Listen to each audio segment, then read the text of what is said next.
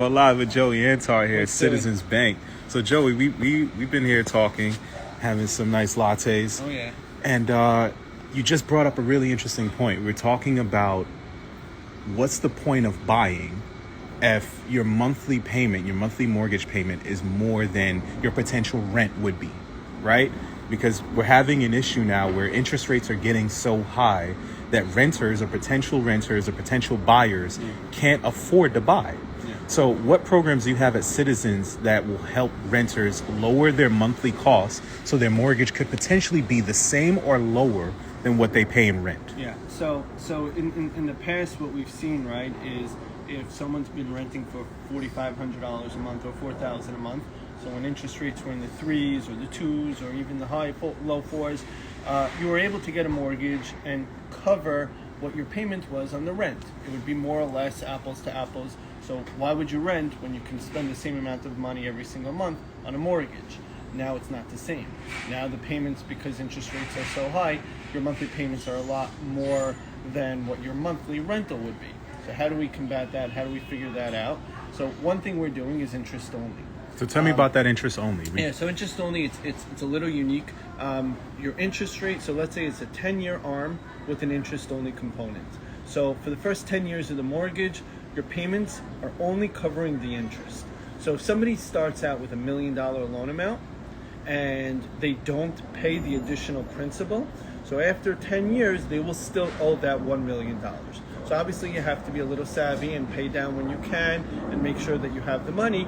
But in the same token, your monthly payments could be 35-40% less because it's just covering the interest. Now, you might say, well, wait a minute, I'm not paying any principal down, why is that good? Well, when we're comparing it to what renting is, renting, you're giving it to somebody else to make money. You're giving it to a landlord to make money, to lower their own mortgage payment. So when you're comparing apples to apples for renting versus an interest only, yes, you're not paying down the principal, but you have an incentive at the end of the year by mortgage interest tax is tax deductible, right, up to a certain amount, and your monthly payments are now right in line with what your rental payment would be. Now wait a minute. On a traditional 30-year, Yeah.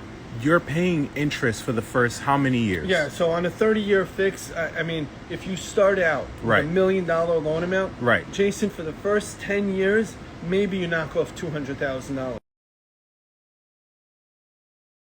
Principal for the years anyway.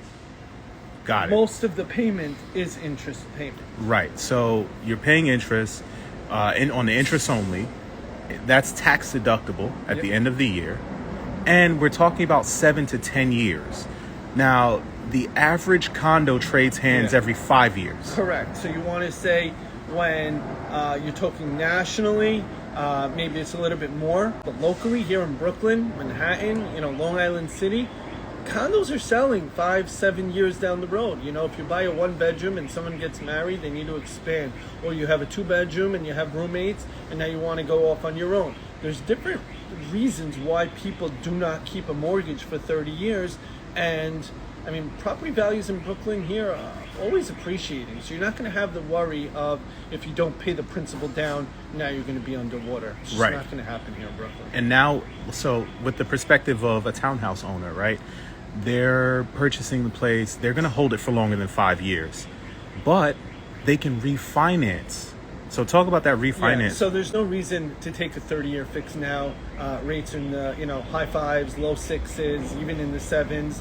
There's no reason to take it because you're not going to keep that mortgage for 30 years.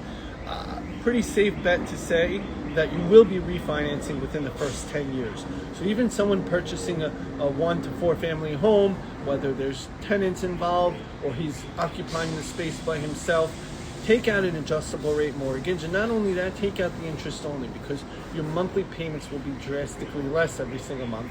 And when rates come down into the 4s, you can always refinance if it'll make you feel more comfortable to a 30-year fix or to another adjustable rate mortgage.